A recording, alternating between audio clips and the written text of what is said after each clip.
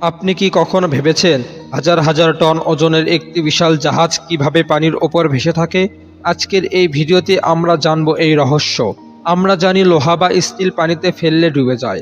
তাহলে প্রশ্ন, লোহার তৈরি বিশাল জাহাজ কেন ডোবে না? এখানে বিজ্ঞান আমাদের সাহায্য করে, বিশেষ করে বয়ন্সি বা ভেসে থাকার ক্ষমতা। যখন কোনো বস্তু পানিতে থাকে তখন পানির ওপর থেকে একটি চাপ পড়ে। এই চাপে জিনিসটা ভেসে থাকতে পারে। একে বলে আর্কিমিডিসের সূত্র। যদি কোনো বস্তুর ওজন পানির চাপে ভারসাম্য হয় বা কম হয় তাহলে সেটা ভেসে থাকে, আর যদি বেশি থাকে তাহলে সেটা ডুবে যায়। জাহাজের ভেতরের অনেক অংশ ফাঁকা থাকে, অর্থাৎ সেখানে হাওয়া থাকে, ফলে পুরো জাহাজের ঘনত্ব পানির চেয়ে কম হয়, আর তাই সেটা ভেসে থাকে। অনেকেই জিজ্ঞাসা করে জাহাজ বানায় কোথায়? সাধারণত বিশাল শিপ ইয়ার্ড নামক জায়গায় বানানো হয়। এখানে ধাপে ধাপে কাঠামো তৈরি হয়, ইঞ্জিন বসানো হয়, সব শেষে পানিতে নামানো হয়। একে বলে লঞ্চিং। আরেকটি প্রশ্ন, যদি সমুদ্রে ঢেউ থাকে বা ঝড় হয় তখন জাহাজ ডোবে না কেন? এর উত্তর, বড় জাহাজগুলোর ডিজাইন এমনভাবে করা হয় যেন সেগুলো ভারসাম্য রাখতে পারে।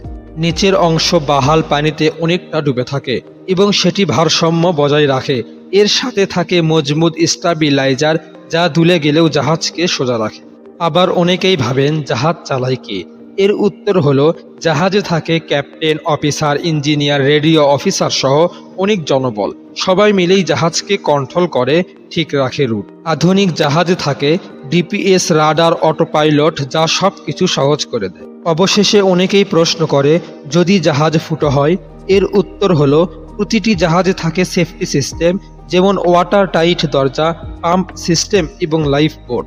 জাহাজের ডিজাইনে থাকে এমন ব্যবস্থা যেন ছোট ছোট ফুটোতে জাহাজ না ডোবে। আশা করি আজকের এই ভিডিও থেকে আপনার জাহাজ সম্পর্কে অনেক অজানা প্রশ্নের উত্তর পেয়েছেন। ভালো লাগলে অবশ্যই সাবস্ক্রাইব করুন এবং শেয়ার করুন। প্রিয় দর্শক, খুব তাড়াতাড়ি আমাদের চ্যানেলে আসতে চলেছে রহস্যময়, অদ্ভুত, ভয়ঙ্কর হরহর জ্যোতিষী।